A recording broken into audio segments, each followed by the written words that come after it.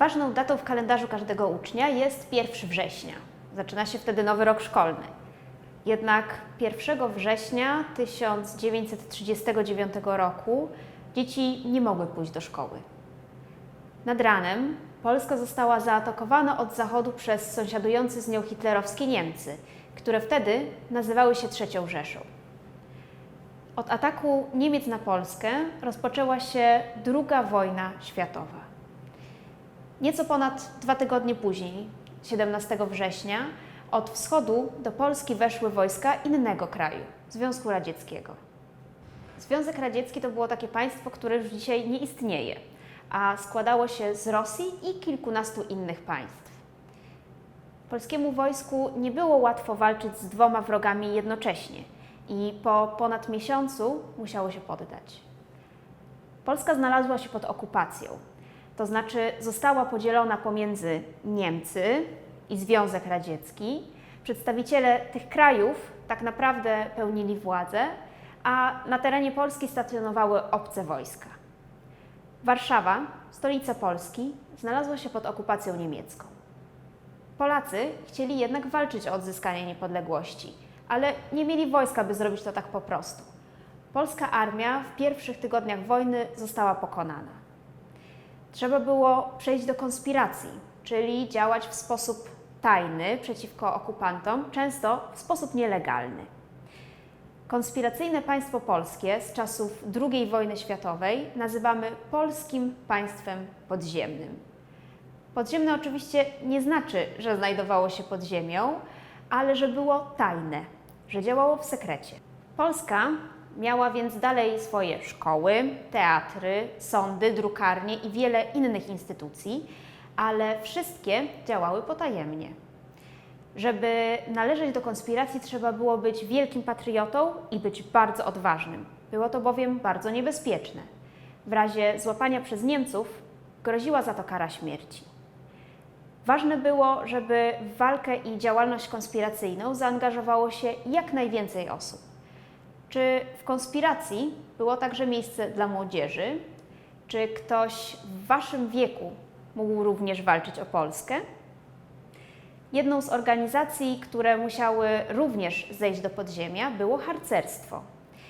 Na czas wojny harcerze przybrali kryptonim Szare Szeregi.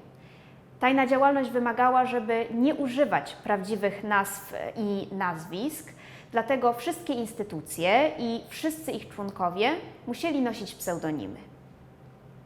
Oczywiście młodsi harcerze nie mogli walczyć z bronią w ręku, ale idealnie nadawali się do działania w ramach tak zwanego małego sabotażu, czyli robili rzeczy, które miały zwyczajnie zdenerwować Niemców i utrudnić im życie. Jedną z pierwszych reakcji na działania wroga było stawianie oporu wszelkim niemieckim poczynaniom, na przykład uchylanie się od współpracy czy zrywanie plakatów z oficjalnymi zarządzeniami.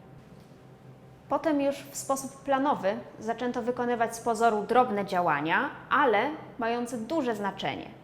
Chodziło o wprowadzenie zamieszania i utrudnianie życia okupantowi, a także o potwierdzenie, że Polacy wciąż walczą, co pomagało podtrzymywać wolę walki w ludziach.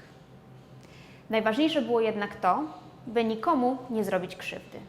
Nawoływano do pracowania powoli na korzyść Niemców, na murach wypisywano antyniemieckie hasła, naklejano plakaty i rozrzucano ulotki nawołujące do walki, zrywano niemieckie flagi i malowano polskie symbole narodowe. To na potrzeby małego sabotażu powstał znak Polski Walczącej, składający się z połączonych liter P i W, od swojego kształtu zwany również kotwicą. Malowano go w przestrzeni publicznej, używając najczęściej farby smołowej, ponieważ było ją bardzo trudno usunąć. Najsłynniejsze akcje małego sabotażu wykonywali w Warszawie harcerzy z organizacji Wawer, a było ich tam ponad 200. Jedną z ulotek, które rozrzucali po mieście lub przyklejali jako plakaty, możecie zobaczyć w Muzeum Pana Tadeusza. Przyjrzyjmy się jej. Widzimy na niej mężczyznę, który ma głowę w kształcie jakiegoś zwierzęcia. Myślę, że po długich uszach rozpoznajecie, że jest to osioł. Mężczyzna siedzi przy stole i czyta gazetę. Na niej znajduje się swastyka, czyli symbol, którym wtedy posługiwali się Niemcy. Możemy podejrzewać, że treści w tej gazecie są kontrolowane przez Niemców i są to wyłącznie dobre dla nich wiadomości. Podpis informuje nas nawet, jaka to była gazeta – Nowy Kurier Warszawski. Przed wojną najpopularniejszym dziennikiem w Warszawie był Kurier Warszawski. Po przejęciu redakcji przez Niemców dodano jeszcze do nazwy Nowy. Co ma powiedzieć nam ta ulotka? Polaku, nie czytaj Nowego Kuriera Warszawskiego, bo napakujesz głowę fałszywymi wiadomościami i będziesz głupi jak osioł. Jeśli chcielibyście się dowiedzieć więcej o tym, co robili harcerze z organizacji Wawer, to sięgnijcie po książkę Kamienie na szaniec. Jej bohaterami są Rudy, Alek i Zośka. Oczywiście nie są to ich prawdziwe imiona, ale pseudonimy.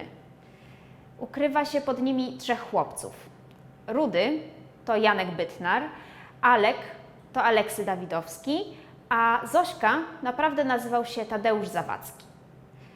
Chłopcy zaczynali od wybijania szyb warszawskim fotografom, ale wyłącznie tym, którzy na wystawie umieszczali zdjęcia niemieckich żołnierzy jako reklamę. Akcja podziałała. Fotografowie przestali je wystawiać. Rudy przygotował specjalny przyrząd do pisania na murach na dużej wysokości, który nazwano potem Wiecznym Piórem. Za jego pomocą narysował znak Polski Walczącej na pomniku lotnika, który stał na placu Unii Lubelskiej pod samym nosem Niemców. Jednak rekordową liczbę kotwic namalował jego kolega, Zośka, który dostał dzięki temu tytuł Kotwicki. Alkowi natomiast udało się odkręcić płytę z napisem po niemiecku, którą okupant przymocował do pomnika Mikołaja Kopernika na krakowskim przedmieściu.